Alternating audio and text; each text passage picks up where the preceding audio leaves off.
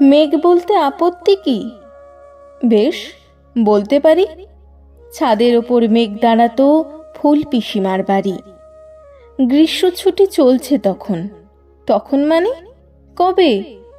আমার যদি 14, মেঘের 16-17 হবে।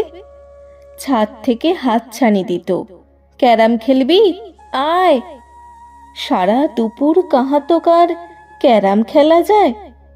সেই জন্যই জোচ্চুরি হয়। হ্যাঁ, জোচ্চুরি হতো। আমার যদি 14, মেঘের 15-16 মতো। ঘুরিয়ে দিতে জানতো খেলা শক্ত ঘুঁটি পেলে। জায়গা মতো সরিয়ে নিত আঙুল দিয়ে ঠেলে। শুধু আঙুল, বোর্ডের ওপর লম্বা ফ্রকের ঝুল। ঝপাং ফেলে ঘটিয়ে দিত ঘুঁটির দিক ভুল। এইখানে না ওখানে, হ্যাঁ এইটা না ওটা। ঝাঁপিয়ে পড়ে ছিনিয়ে নিল ঘুঁটির বাক্সটা। ঘুঁটিরও সেই প্রথম মরণ। প্রথম মরা মানে বুঝবে শুধু তারাই, যারা ক্যারাম খেলা জানে। চলেও গেল কদিন পরে। মেঘ যেমন যায়, কাঠফাটা রোদ দাঁড়িয়ে পড়ল মেঘের জায়গায়। খেলা শেখাও, খেলা শেখাও, হাপিত্যেশ কাক।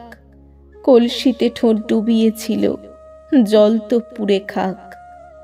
খা খাওয়া সেই কলসি আবার পরের বছর জলে ভরল কেমন তোমায়? ধ্যাত, সেসব কি কেউ বলে? আত্মীয় হয়, আত্মীয় হয়, আত্মীয় না ছাই। সত্যি করে বলো এবার, সব জানতে চাই। 2-3 ক্লাসের বয়স বেশি গ্রীষ্ম ছুটি হলে। ঘুরেও গেছে 2-3 বছর, এই জানে সকলে। আজকে দগ্ধ গ্রীষ্ম আমার, তোমায় বলতে পারি।